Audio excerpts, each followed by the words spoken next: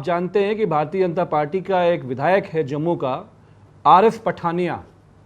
वो हमारे देश के एयरफोर्स को कह रहा है कि नालायक लोग हैं ये।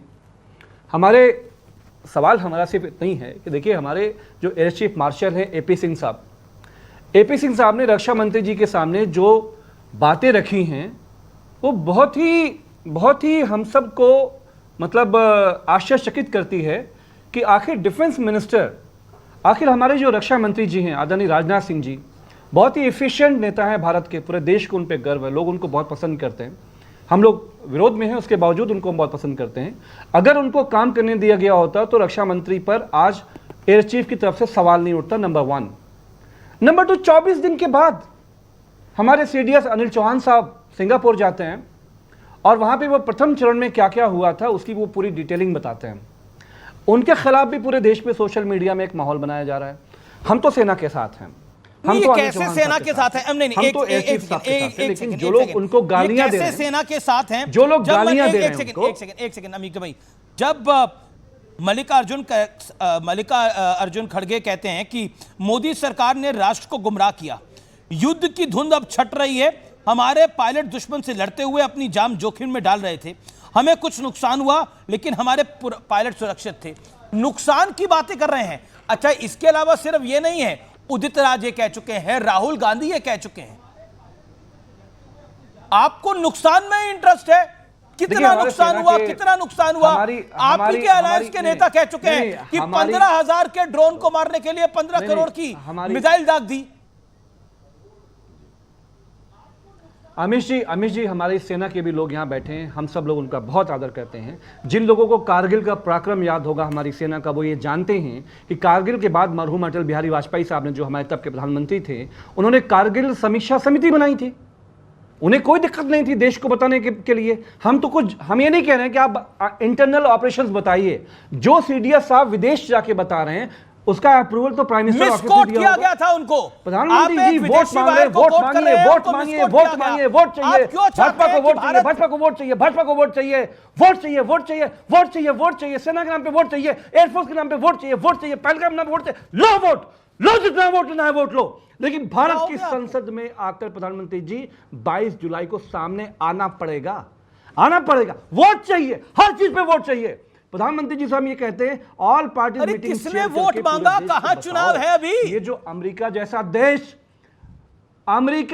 देश 21 दिनों में 11 बार बोल चुका है कि हमने कैसे कैसे ये सीज फायर कराया।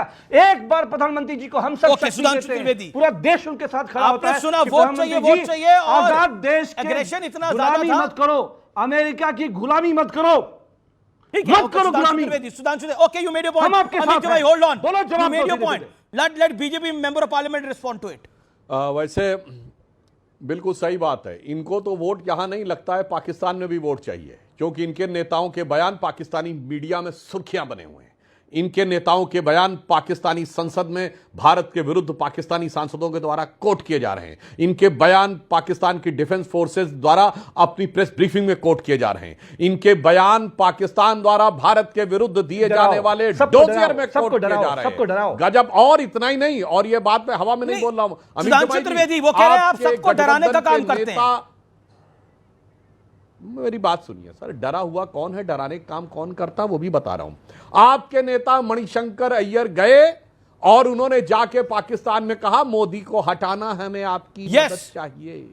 कौन डरा हुआ है? अब जवाब देता हूं। इमरान खान ने as Pakistan prime minister Pakistan की नेशनल असेंबली के फ्लोर पे कहा कि ऐसी एंटी पाकिस्तान गवर्नमेंट आज तक नहीं आई जैसी यह गवर्नमेंट आई है।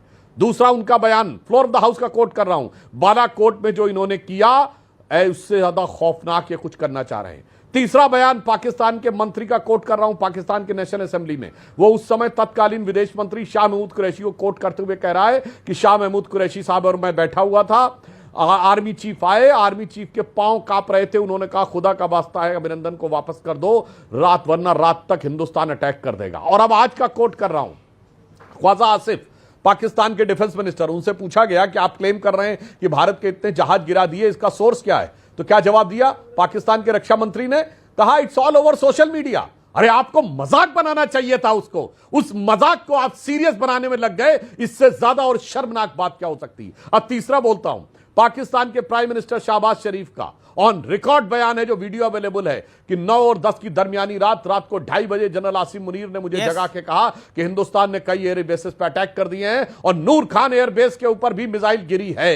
अब आइए ट्रंप के बयान की बात। पहली बात मैं कहता हूं, ट्रंप के 1 दर्जन बयान आए तो हर बार उन्होंने कहा, ट्रंप ने, कि आई अवर्टेड ए न्यूक्लियर वॉर। आप मानते हैं न्यूक्लियर वॉर होने वाली थी? नहीं।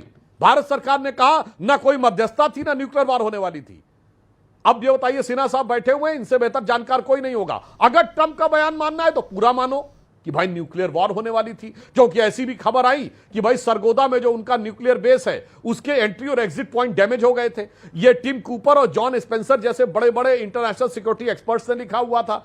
अब अगर वो माने तो सरगोदा हमारे बॉर्डर से सिर्फ 177 किलोमीटर था। साहब आमिर जमाई साहब, लखनऊ से फर्रुखाबाद ज्यादा दूर है, भारत की सीमा से सरगोदा कम दूर था। अब अगर वो बात नहीं माननी है तो कहते नहीं, न्यूक्लियर वाली कोई बात नहीं थी, क्योंकि भारत के विदेश मंत्रालय ने कहा। ओके, तो भारत विदेश मंत्रालय का पहला वाला बयान नहीं मानना है, ट्रंप का आधा मानना है, भारत के विदेश मंत्रालय का आधा मानना है। मेरे भाई पहले तय कर लो, ट्रंप का बयान पूरा मानना है या भारत का बयान मानना, फिर मैं आपका जवाब दे देता हूं। जी जी, ओके अमित भाई 40 सेकंड शार्प। भाजपा के विधायक, आप लोग पाकिस्तान में तारीफ चाहते हैं क्या? ऐसा तो नहीं है, मुझे नहीं लगता। नहीं, सुनिए, देखिए, भारतीय जनता पार्टी का विधायक हमारी एयरफोर्स को निकम्मा कहता है, नालायक कहता है। इस पर सुधांशु भाई, अरे वो खुद निकम्मा है, आप कहां चक्कर में पड़ रहे हैं उसके, भाजपा के विधायक के। अच्छा, बोलने देंगे आप बोलने देंगे? नहीं, ये काम करें, सदस्यता उसकी हटाएं, सदस्यता खत्म करें। ये बात सुधांशु जी बोले ना। अमित जी आप क्यों बोले? आप भाजपा के प्रवक्ता हो, आप ना बोलिए। हम आपके दिल में जानते हैं क्या है। हमारा आपका सोच एक जैसा है। मैं आपसे जो प्रश्न पूछ रहा हूं, आप मल्लिकार्जुन खड़गे राहुल गांधी पे कुछ नहीं बोल रहे हैं, कमाल की बात है।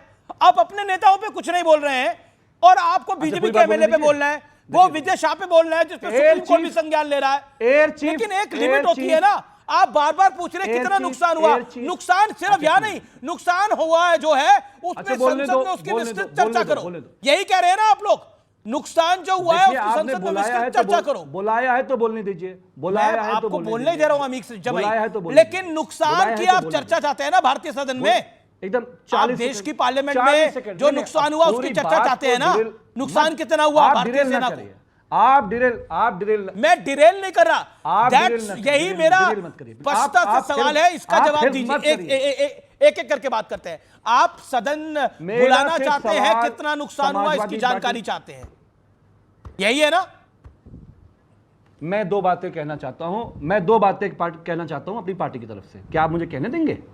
मेरा सवाल सिर्फ यह है कि हमारे air chief marshal AP Singh साहब, आदरणीय रक्षा मंत्री जी हमारे राजनाथ सिंह जी सामने बैठे हैं, उन्होंने कहा कि जो एयरफोर्स का हाल जो उन्होंने बताया है, हम तो पूरा एज अ विपक्ष हम तो हिल गए कि आखिर ये सरकार रक्षा मंत्रालय में कर क्या रही थी। हमारे जहाज की डिलीवरी, उसके इंजन की डिलीवरी, उसकी जो समय से डिलीवरी की जो बात उन्होंने कही है, ये देश को हिला रही है। ये पूरा सवाल सीधे सीधे भारत सरकार के ऊपर एयर चीफ मार्शल साहब ने जब उठाया तो उनको ट्रोल किया जा रहा है। हमारे सीडीएस साहब अनिल चौहान साहब जब वो गए 24 दिन के बाद सिंगापुर से इंटरव्यू दे रहे हैं, हमारा ये कहना कि प्रथम चरण में क्या क्या हुआ सिंगापुर से बताया जा रहा है। अप्रूवल तो प्राइम मिनिस्टर ऑफिस ने दिया होगा ना, ठीक है। यही बात हम चाहते हैं कि आदरणीय प्रधानमंत्री क्या क्या हिला हुआ है, क्या क्या हिल रहा है, कौन हिला रहा है, बुला सकते हो। आइए Sudhanshu Trivedi, all parties meeting में आकर पूरे देश को बताओ। अरे सदन, आप पार्लियामेंट सेशन नहीं चाहते? नहीं, we demanded for parliament session. अगर प्रधानमंत्री जी जिले लाई हैं, अपने आप को जिले लाई शहंशाह वक्त समझते हैं,